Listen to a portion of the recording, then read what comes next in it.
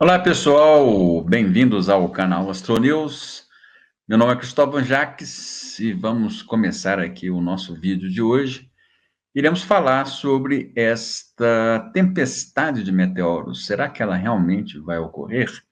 Vamos comentar sobre isso aqui neste assunto e você vai entender bem. As chuvas de meteoro, elas são associadas a passagens de cometas ou até de asteroides. Então, os meteoros, essas chuvas de meteoros, elas podem ter origem aí na cauda de poeira do cometa, né? Ou então através de uma pequena fragmentação de asteroides. Bem, agora no dia 31 de maio, na verdade, na noite do dia 30 para o 31, vai acontecer dia 31 de madrugada, está previsto aí um grande surto de meteoros de uma chuva chamada Tau Herculides. Essa chuva, ela tem como origem o cometa 73P, ou Schwarzmann-Waxman 3. Bem, esse cometa 73P ele foi descoberto em 1930 na Alemanha por dois astrônomos, o Schwarzmann e o Waxman. E ele permaneceu, depois dessa descoberta, ele não foi observado novamente. Ele foi redescoberto no ano de 1979 e, desde então, ele tem sido observado a cada vez que ele passa mais próximo do Sol, já que ele é um cometa periódico com um período pouco maior do que 5 anos. Ele foi observado desde 79, com exceção do ano de 1985. Em 95, ele teve um chamado salto de brilho, ou a gente chama também tecnicamente como outburst. Ele ficou 7 magnitudes mais brilhantes, e isso aí indicou uma fragmentação do seu núcleo, e o que realmente aconteceu. O núcleo se separou em 4 partes. E na última passagem periélica, em 2017, foram encontrados 68 pedaços desse cometa. Aqui a gente pode ver aqui uma imagem desses pedaços desses cometas pelo telescópio espacial Spitzer. Então aqui vocês podem ver a cauda de poeira, né, que origina esses meteoroides. E esses meteoroides, a Terra passando próximo deles, atrai para dentro da Terra e ele vira então um meteoro. E aqui outra fragmentação mostrada, flagrada aqui pelo telescópio espacial Hubble. Então vocês podem ver que esse cometa ele se despedaçou bastante, né? Fragmentou bastante. Bem, aqui se a gente avaliar a órbita dele, né? A órbita dele aqui, essa órbita elíptica aqui, nós temos aqui o Sol no centro, Mercúrio, Vênus, Terra aqui está em azul, Marte aqui em vermelho, e aqui em laranja a órbita de Júpiter. Então, vocês podem ver a órbita dele, ele faz esse período aqui em pouco mais de 5 anos, e algumas passagens dele podem coincidir com a aproximação de Júpiter. E sempre, quando Júpiter aproxima um pouco mais aqui do cometa, pode causar influência gravitacional, perturbando um pouco a órbita desse cometa, razão pela qual ele não deve ter sido observado entre 1930 e 1979, porque houve essa perturbação na órbita do cometa, né, a partir de Júpiter. E falando de Júpiter aqui, a gente lembra que Júpiter, muitos aí falam que Júpiter protege a Terra, né, de asteroides e cometas, quanto, na verdade, ao contrário, Júpiter tem uma perturbação muito grande dos asteroides que estão aqui entre Marte e Júpiter, e alguns desses asteroides são atirados para dentro do sistema solar, influenciados pela gravidade de Júpiter.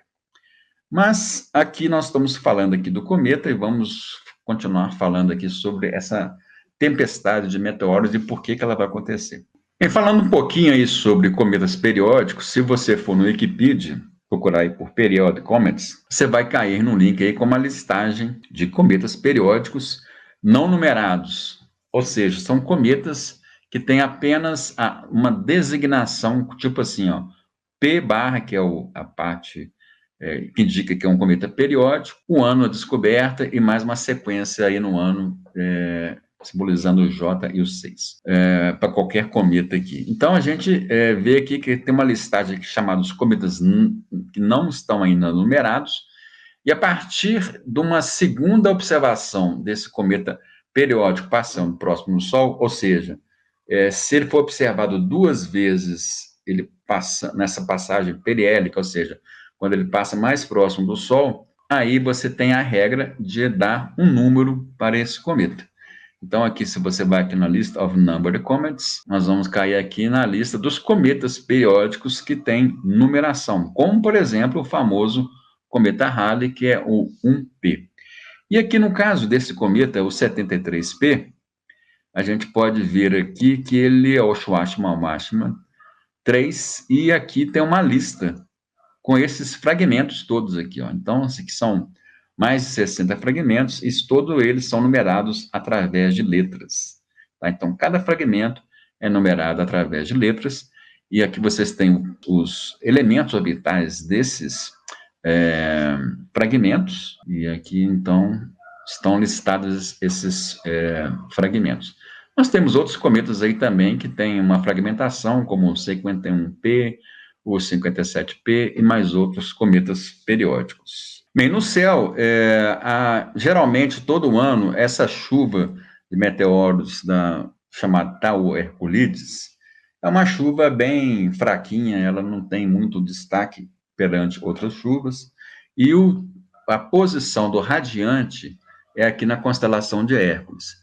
Mas esse outburst que vai ocorrer no dia 31, o radiante vai ser um pouco aqui deslocado, ele vai estar aqui na constelação do Boeiro. Então, essa nuvem de detritos do cometa está prevista passar por volta de 2 horas da manhã, entre 2 e 2h15 da manhã do dia 31 de maio, ou seja, da noite do dia 30 para o dia 31. E ela vai ocorrer aqui, ó, principalmente nesse ponto central aqui, chamado o ponto onde vai ter o contato dessa nuvem com a Terra, que é aqui na Barra Califórnia, no México, né, um pouco aqui abaixo ao sul dos Estados Unidos. A partir desse ponto aqui, se você se afastando dele, esse aqui é o ponto que mais vai, caso ocorra essa tempestade mesmo, neste horário aqui previsto, esse aqui vai ser o ponto que vai ter mais meteoros visíveis. A cada vez que você afasta-se mais desse ponto, aqui você vai ter a altura do radiante em relação ao observador. Então, por exemplo, aqui no Brasil, a gente pode perceber que o pessoal aqui da região norte é o que vai ser o mais privilegiado, que pode ver mais meteoros do que o pessoal aqui do centro-oeste e principalmente o pessoal aqui do nordeste. A gente estabelecer essa linha aqui, ó, pessoal do nordeste, sudeste e do sul. Então, uma coisa também é importante a gente entender é esse movimento dos meteoros em relação à Terra. Então, imagine que aqui seja a Terra e a gente está vendo ela pelo Polo Norte, tá? E aqui o movimento da Terra em torno do Sol, ele vai aqui desse ponto aqui da direita para esse ponto da esquerda, conforme a seta está mostrando aqui. E esse ponto aqui é o ponto chamado do pôr do Sol. Então, quem estiver aqui nesse ponto é o pôr do Sol, que a gente vê o chamado terminador da Terra, né, que divide a parte de dia, a parte iluminada da Terra com a parte da noite, a parte que não está iluminada, chamado terminador. Então, quem estiver aqui nesse terminador da Terra vai ter o pôr do Sol, o nascer do Sol. Então, o que indica que essa parte aqui do sunset, que é o pôr do Sol até a meia-noite, nós temos aqui a primeira parte da noite. E depois da meia-noite, nós temos aqui a madrugada.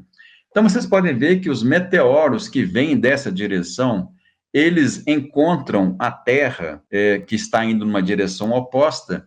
Então, a velocidade, chamada velocidade relativa desses meteoros, mais a da Terra que está indo nessa direção, ela é somada, né? Então, esses meteoros, todos eles aqui encontram a Terra e vamos supor que esse meteoro aqui esteja a uma velocidade de 15 km por segundo e a Terra, ela a velocidade dela, orbital dela em relação ao Sol é por volta de 30 km por segundo.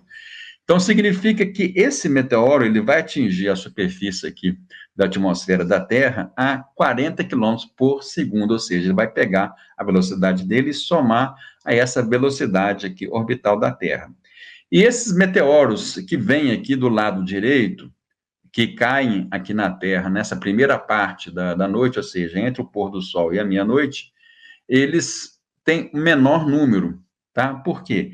A velocidade deles orbital desses meteoroides aqui, eles têm que ser maior do que a própria velocidade da Terra para que eles consigam atingir a atmosfera da Terra. Então, esses meteoros aqui, quando alguns conseguem atingir a superfície da Terra, eles vão atingindo uma velocidade menor e cada vez a velocidade, quanto menor a velocidade, menos brilhante o meteoro vai aparecer, visto aqui da superfície da Terra. Bem, em relação a essa tempestade, propriamente dita, por volta das 0h11, horário de Brasília, do dia 31 de maio, deve ocorrer o primeiro surto, né, quando a Terra vai atravessar uma trilha de detritos deixada pelo esse cometa entre 1892 e 1941. Para esse surto, são esperados até 50 meteoros por hora. Aproveitando aqui, eu agradeço ao pessoal da Abramon, o Marcelo Zurita e o Lauro Stone Trindade, que forneceram as informações que eu estou passando para vocês aqui. O segundo surto, que é o que vai causar essa tempestade, vai ocorrer aí na madrugada do dia 31, né, por volta entre 2 e 2h15, horário de Brasília, e nesse momento a gente vai estar atravessando uma trilha deixada pela passagem 1979. Então, pela modelagem aí que os astrodinamicistas, né, são os astrônomos que estudam órbitas aí dos planetas, de asteroides e cometas, eles preveem que uma contagem básica aí de meteoros deve ter uma contagem entre 600 a 700 meteoros. Mas o cometa, em 1995, ele se partiu em vários pedaços, né, várias partes. Então, a intensidade desse surto ela pode atingir números muito maiores do que 600, 700 meteoros por hora. Eles podem atingir até 10 mil ou até 100 mil meteoros por hora durante essa máxima. E um último surto dessa chuva pode ocorrer entre o dia 25 e 26 de junho, da meia-noite. Bem, então aqui no Brasil, a gente pode observar que apenas uma fração das máximas esperadas por aquele que eu mostrei aqui naquele globo, né? Mostrei que vocês viram que o Brasil está um pouco longe do chamado ponto máximo para essa chuva. Então, assim, os moradores da região norte e centro-oeste serão os mais privilegiados. Para eles, a intensidade deve atingir 30% a 50% da máxima esperada. Para outras regiões aí do Brasil, entre 10% a 30%. Que pode parecer pouco, mas são dezenas de milhares de meteoros por hora, caso a modelagem e a confirmação dessas expectativas aconteçam. E se acontecer o melhor dos mundos, né, nós vamos ter uma coisa tipo essa aqui, ó, que aconteceu no ano de 1833, né, essa chuva aí, essa tempestade de meteoros, né, aconteceu em 1833 das Leonídeas, mas podemos ter uma visão tipo essa aí. Bem, pessoal, então, assim, concluindo aqui o vídeo, a gente pode estabelecer algumas expectativas. Primeiro, sempre quando a gente fala chuva de meteoros, que o pessoal fala que vai ter uma chuva de meteoros, geralmente são alguns meteoros por hora, mais brilhantes, que você consegue observar, e você tem que estar mais longe da poluição luminosa possível, ou seja, num céu bastante escuro. Outra coisa, para observar meteoros, você não precisa de telescópio, nem binóculo, né? Basta o seu próprio olho, né, que vai fazer essa detecção. Então, observar meteoros é a olho nu mesmo, sem ajuda de nenhum aparelho astronômico, como binóculo ou telescópio. Então, observe a olho nu, tente acomodar o escuro da noite no seu olho para que você consiga ter a melhor observação possível. E em relação a essa chuva, ela é uma chuva que ela tem uma velocidade de entrada na atmosfera da Terra não muito grande, o que causa que os meteoroides que entram na atmosfera da Terra e que causam os meteoros não sejam aí tão brilhantes, né? Mas como são muitos meteoros e muitos fragmentos podem ser maiores, podem ser grandes, né? Por causa dessa fragmentação que eu falei com vocês aí, pode ser que esses meteoros, alguns meteoros aí sejam bem brilhantes. Então, aí vale a pena a gente observar essa possível tempestade, como eu sempre falo aqui, a gente não pode cravar nada porque a gente não tem uma modelagem. Os astrônomos dinamicistas, eles não têm uma modelagem extremamente precisa dessa chuva, né? Tem alguns indícios, mas esses indícios a gente não sabe como é que as nuvens de detritos que saíram aí do cometa, elas se espalharam pela sua órbita aí, né? Então, vamos aguardar e conferir na madrugada do dia 31, ou seja, da noite do dia 30 para o dia 31, por volta aí de 2 da manhã.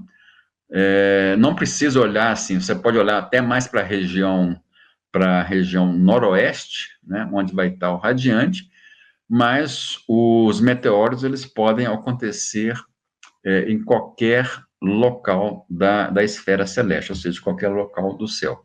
Então, essas são as dicas que a gente está passando para vocês e, principalmente, a gente setando aí a expectativa, né? Pode acontecer, mas também pode não acontecer uma coisa tão maravilhosa como a gente está prevendo uma tempestade de milhares de meteoros por hora. Ok? Então, se você gostou deste vídeo, deixa aí o like aí para nós, se inscreva no nosso canal e até uma próxima vez. Até.